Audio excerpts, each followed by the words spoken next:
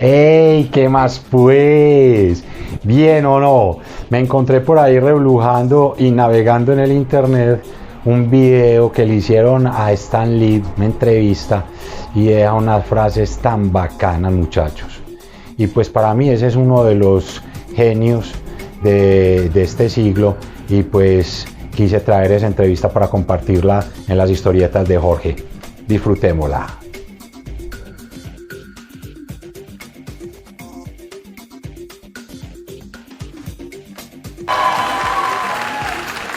It's a true story, although sometimes it's hard even for me to believe it.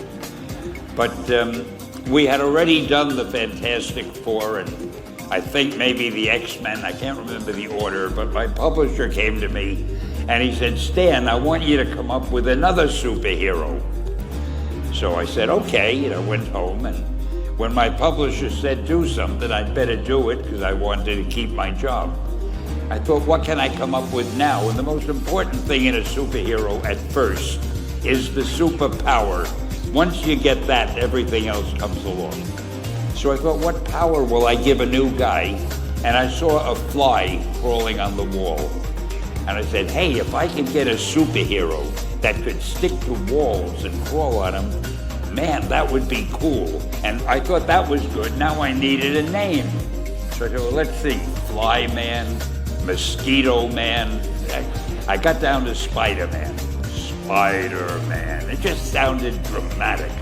So, okay, I had my hero, I had his power, his name, and then I figured just for fun, I'm gonna give him personal problems. Because except for you people who are that your lives are perfect, but most other people have personal problems.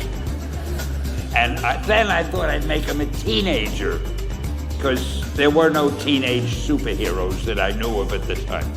So armed with all that wonderful material, those great ideas, I ran into my publisher's office and I told him, this was my reaction, the reaction he gave me. Stan, that is the worst idea I have ever heard. First of all, and he started to give me his, because he's a very logical man, very intellectual. First of all, people hate spiders, so you can't call a hero Spider-Man. You want him to be a teenager? Teenagers can only be sidekicks. And you want him to have personal problems? Stan, don't you know what a superhero is? They don't have personal problems. Well, I left the office disappointed, but obviously a much wiser man. And I couldn't get Spider-Man out of my system. So we were about to kill a magazine. I think it was called Amazing Fantasy. It wasn't selling well, and we were sending the last issue to press. When you do the last issue of a magazine, nobody cares what you put in it because the book is dying. Just to get it out of my system, I put Spider-Man in Amazing Fantasy, feature him on the cover, forgot about it. A month later, all the sales figures came in.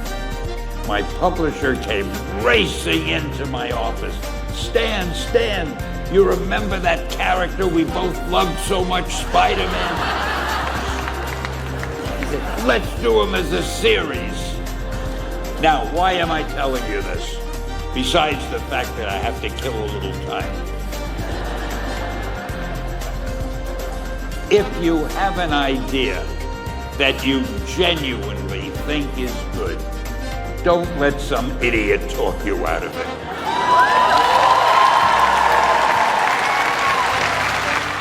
Stan Lee, el creador de ese maravilloso universo de Marvel.